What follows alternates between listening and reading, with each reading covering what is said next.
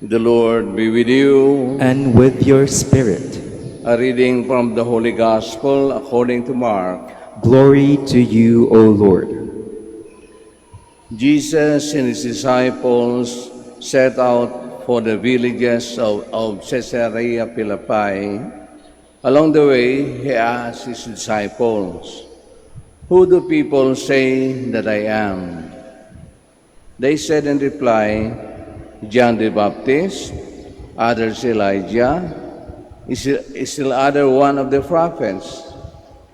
And he asked them, "But who do you say that I am?"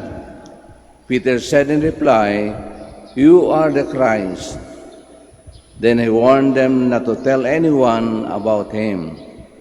He began to teach them that the Son of Man must suffer greatly and be rejected by the elders, the chief priests, and the scribes, and be killed and rise after 3 days. He spoke this openly. Then Peter took him aside and began to rebuke him. At this he turned around and looking at his disciples, rebuked Peter and said, "Get behind me, Satan. You are thinking not as God does, but as human beings do." He summoned the crowd with his disciples and said to them, "Whoever wishes to come after me must deny himself, take up his cross and follow me. But whoever wishes to save his life, he will lose it. But whoever loses his life for my sake and that of the gospel will save it." The Gospel of the Lord. Praise to you, Lord Jesus Christ. Please be seated. Magandang umaga po muli sa ating lahat. Sa Ebanghelyo po natin ngayon, nakilala ni Pedro si Jesus sapagkat magkasama sila palagi. Kilala nila si Jesus ng ganon. Ngayon, sinaalala ko yung tanong nung sa klase namin, sino ba ang mas mapalad? Yung apostoles, disipulo na nakikita si Pedro o tayo?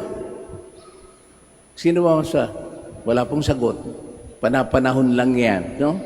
Maswerte sila noon sapagkat nakikita nila ang Panginoon sa kanyang ginagawa. Napakaswerte. Ngunit paano naman tayo? Hindi natin nakikita ang Panginoon. Hindi natin nakikita ang Diyos. Hindi ba tayo maswerte? Maswerte pa rin po. Sa awa ng Diyos. Tandaan yun, sa awa ng Diyos. Pagkat pinamana sa atin ang lahat na nangyari noon hanggang ngayon at sa mga darating pang araw. Ngunit, sabi ko, bakit po emphasize yung sa awa ng Diyos? Kasi baka ang akala natin, pagkat tayong Kristiyano, yung mga ginagawa natin, magdasal, pumunta sa simbahan, and so on and so forth, tama na. Nagawa na natin yung katungkulan natin. Kulang pa po. Bahagi lang yun para makilala natin ang Diyos. Ang sagot po ay yung second reading natin. Ang pananampalataya na walang gawa, baliwala. Napakalinaw po yun, no? Kahit maniwala pero wala kang ginagawa. Ibig sabihin nun, ano yung gawa na inihilang ng Panginoon? Napakalinaw kay St. James, no? Hindi lamang po yung sarili natin ang ating inuunawa. Lalong-lalo na yung iba. Kasi doon nakasalalay ang pagkakristyano natin. Kung talagang minamahal natin ang Diyos, naniniwala sa Diyos, kailangan maniwala din tayo sa ating kapwa. Tulad ng pagmamahal natin sa ating sarili. Napakasimple lang naman. Di ba? Ganun lang. Huwag niyo kalimutan yon. Sapagkat kung kinalimutan na yun, yun ang mangyayari. Paano natin kilalang Diyos? Puro awa na lang. Lalapit tayo sa Kanya para humingi ng awa. hindi lang ganon. Always remember na may karugtong yun lagi. Nasa Diyos ang awa, nasa tao ang gawa. Kung hindi ka kikilos, puro sarili mo lang makikita mo, makasarili ka. Kailangan lampasan mo yun. Isipin mo lagi yung pagiging makatao, makadiyos, makabayan. Nagagawa yung kapag hindi ka nag-iisa. Kapag napupuna mo yung mga katabi mo, and how much more pa ang gagawin mo ay kabutihan. Sapagkat hindi tayo hinikayat ng Diyos na magtanim ng kasamaan sa lupa. Pero ganun nangyayari. No? Lagi lang tayo nag-aaway. No? Lagi lang tayo very judgmental sa isa't isa. Gaya ng mga gospel natin itong mga nakarang araw. No? Puro paninira ang naobserbahan sa ating kapwa. Mali. No? Hindi ganun ang gusto ng Diyos na gawin natin sa araw-araw. Although yung mission natin, sapat na yun, nagagawa natin kung ano man tayo, kung nanay tayo, tatay, pare man tayo, kung ano, na susundan natin yun, still, we need more. Kailangan pag-imanin at ipakita natin sa Diyos yung gawa. Hindi na tayo tinuturuan kung paano gumawa. Tayo mismo ang makakaramdam niyan, makakakita. At higit sa lahat, ito ang mahirap sa atin, sa mga tao, no? Huwag na nating, sa pagtulong natin, huwag na nating guluhin yung ating mga isip, no? Gaya, for example, naalala ko lagi ito Sabi niya, yung mga na naglilimos sa mga jeep sa Manila, sa example, yung mga badyaw, sabi nila, ay, huwag niyo tulungan yan, sindikato yan. Huwag niyo bahala sila kung sindikato, problema na nila yun, no? Pero yung pagtulong, ikusang loob, no? Hindi tayo nag-isip man ng gantimpala, no? We never thought of someday somehow babayarin yan ng Diyos, no?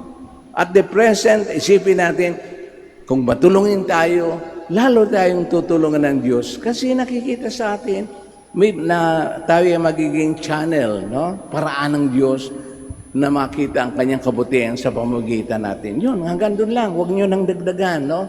Kapag dinagdagan niyo po, naku, talagang siguradong malilito tayo lalo, no? Mahihilo tayo sa ating mga ginagawa. Kung tutulong ka, tumulong ka. Tama na. Kung makakita kang hindi maganda, huwag mo nang punahin kung in case baka ma-hurt yung tao, baka mali ka, gaya ng sabi ng gospel ng isang araw, no? But always remember, ng pananampalataya, kung walang gawa, sabi nga ni St. James, ay wala, no? Baliw wala. So ipakita natin yung pananampalataya natin sa ating mga aksyon, sa ating mga gawa, sapagkat napakalaga po yun. Hindi tinitingnan yung quantity, no?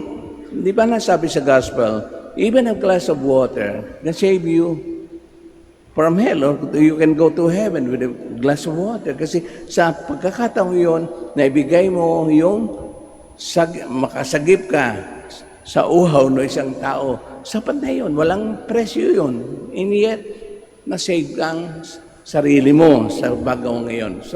So ganun din po. Kaya nga, kung lagi natin, kung yun ang sa isip natin, dapat gumawa tayo nang sa ganoon, sorry po, yung awa ng Diyos ay lagi nandiyan. Lagi po magkakabit yun. Huwag niyong paghiwalayin.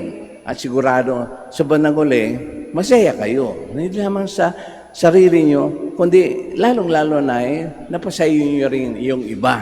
Sapagkat ganoon ang katwiran ng Diyos. Kaya tayo binigyan ng commandments, no? Hindi para sa Kanya. Ayan, hindi kailangan ng Diyos tayo, no?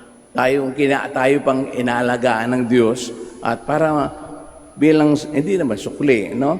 Ipakita rin natin sa ating sarili, sa ating side, yung pagkalinga, pagtanggap sa ating kapwa, tulad ng pagtingin natin sa ating sarili, para lang bumabalik rin yung sa atin, no? Ganun lang, no? Kaya yung always remember na yung pagiging Kristiyano, swerte. Maswerte rin tayo. Kung isipin natin, maswerte tayo. So, nandiyan na lahat. Kulang, nadadagdag pa araw-araw habang nandito tayo sa mundo. The more nakikita natin yung kabutihan ng Diyos kapag tayo nakikisa sa Diyos at yung gawa ay laging nasa sa atin.